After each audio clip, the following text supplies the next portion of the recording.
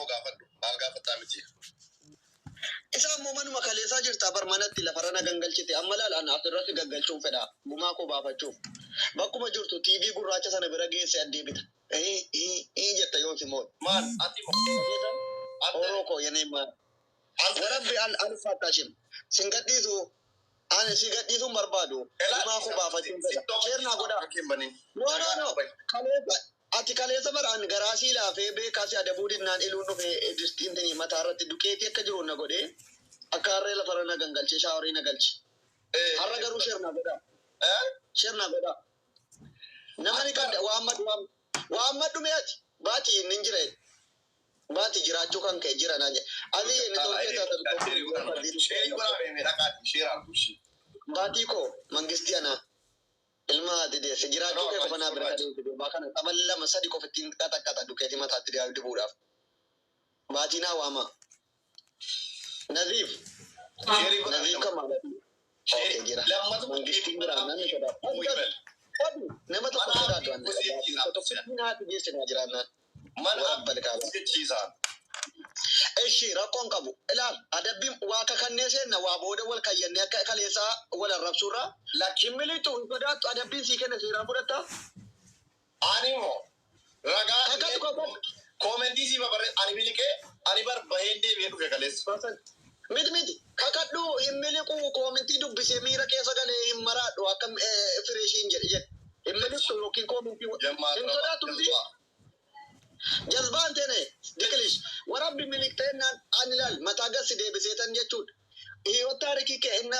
durbiyyoo wajjin daakaa guddannee kaasee amma waggaa 37 kan keetiittiin tokko tokkoon intinisi godha 37 kan isaa natti maartaa booko kan isaa sobdanii 38 kabaju 20 elaa 32 maalan jimma jiru wajjin kabajnee irraaniif isaak zimbal zimbilee kutbal waa'ee intinii waggaa 37 minama ati waggaa kee beeytaa amma guyyaatti dhalate guyyuma dhalate beeytaa isa 37 wallahi laasim beeka ajje maala ka gidiyani charqintiniitiin miti ati bari manni baatee inti gemmoo jalatti dhalatti bara akka nama hospitaalatti dhalatti gochuu barbaada gimoorratti dhalanne gemmoo jalatti dhalatti waggaa kan keeyyuu erga dhalatti waggaa 3 geessee jarre keessan mucaan koo waggaa 3 gimmitumaa sii jedhaa turan yemmuu mataa dhagaa aan hospitaalatti dhalatte akka geetii si gimoorratti dhalanne atan gafa kooti bar atan gafa kooti hin beekamti kaleessa waliin haasofne irraa waggaa 24 ati garuu akka 28 taate natti wallahi billahi miti abaaboo afur warabbal kaadhaa sigimoora dhalate umurii isaan beekanu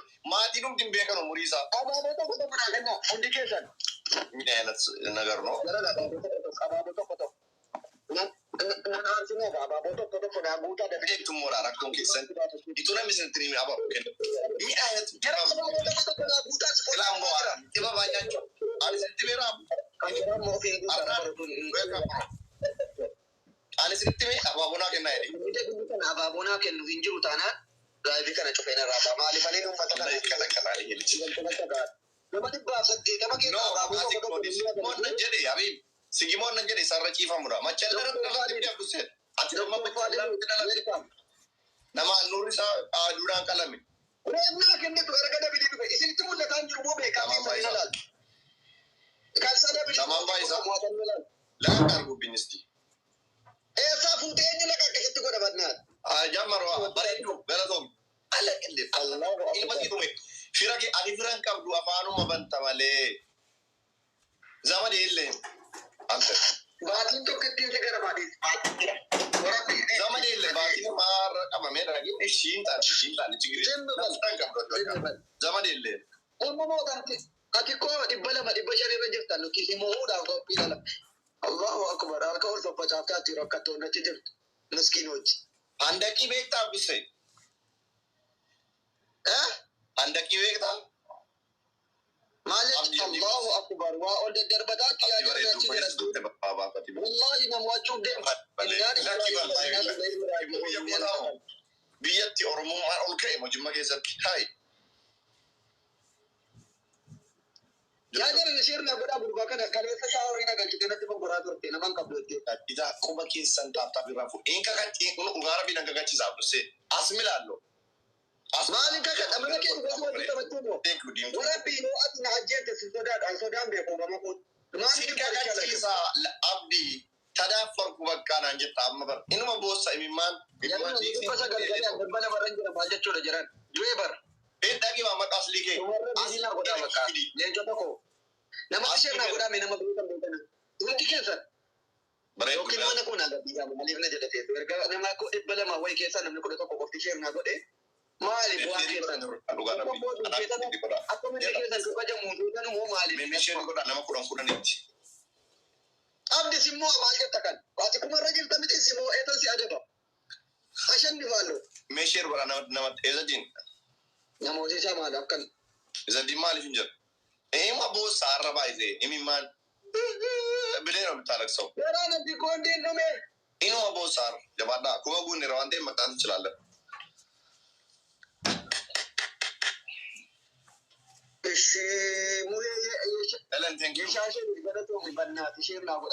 Allahu Akbar. Era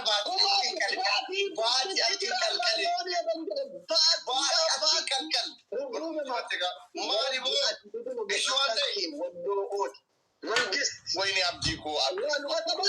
Wayyo. Baatiin hunda keessan qobattiisa.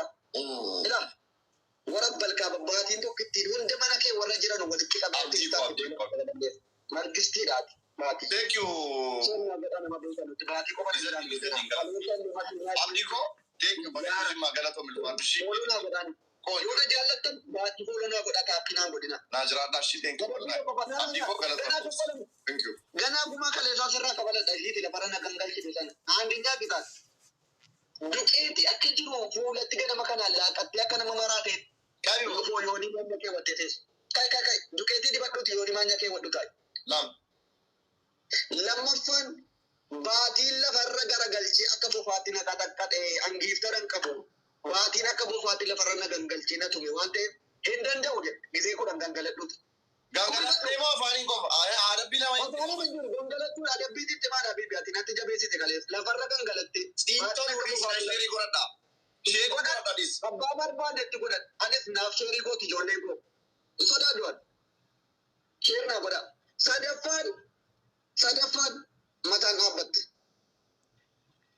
Mataa garagalchite dhaabbatte. Warra balkaaf sheerii naa godha. Na ajjeefte gurbaan kaleessa shaarii. Sheerii naa godha. Leencaan kuma 22 namoota bargadeen.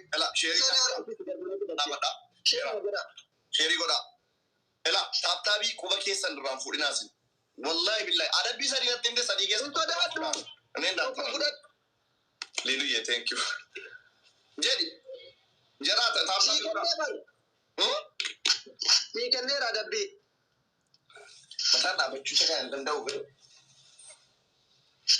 Itaayam. Habibi. Madaa quufaatti.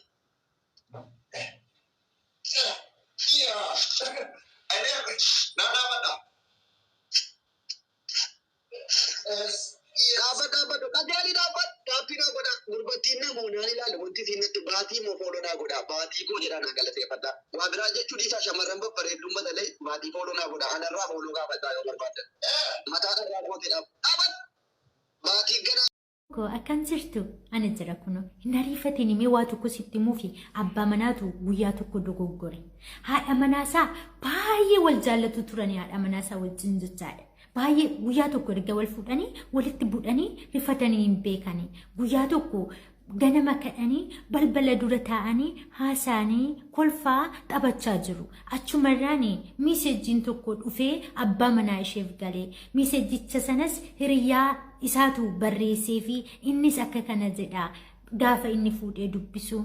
Ilaameesaa kaleessa dhufeeni manaatii si dhabeeni jaartii keetti fayyadameen galee jedhee miisejjiin barraa'eeraa fi achumarraan abbaan manaa aaree jechaadha. Haadha manaa sana iddoon taanee kallaatiin rukute jechaadha. Isheenis waan bariirraa gaggabdee lafatti kuftee achumarraan lubbuun ishee dabarte jechaadha. Abbaan manaa baay'ee tokko wareerii baay'ee tokko rifatee ishee qaqqabee boo'uu jalqabe otoo bo'aa jiruuti. Ammus miisejjiin tokko dhufee seene namichuma isa duraan miisejjii sana barreessitu deebisee barreessee fi akka kana jedha miisejjis maaloo hiriyyaa kiyyaa dhiifa manaa godhimee qubee dogoggoreeni isan jaartii kee jedhe chaarjii moobaayilii kee jechuuf jedheen jaartii kee jedhee dogoggora qubeetii maaloo dhiifa manaa godhii hiriyyaa kiyya jedhee dhiifama gaafate haati manaa isaa lubbuun dabartee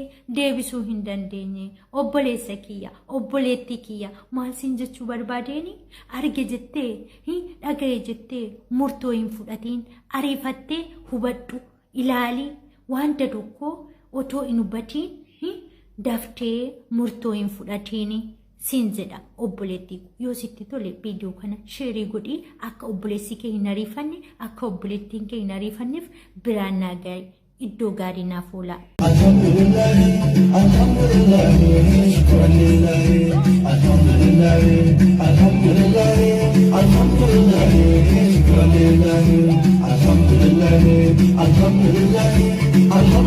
Alhamdulillah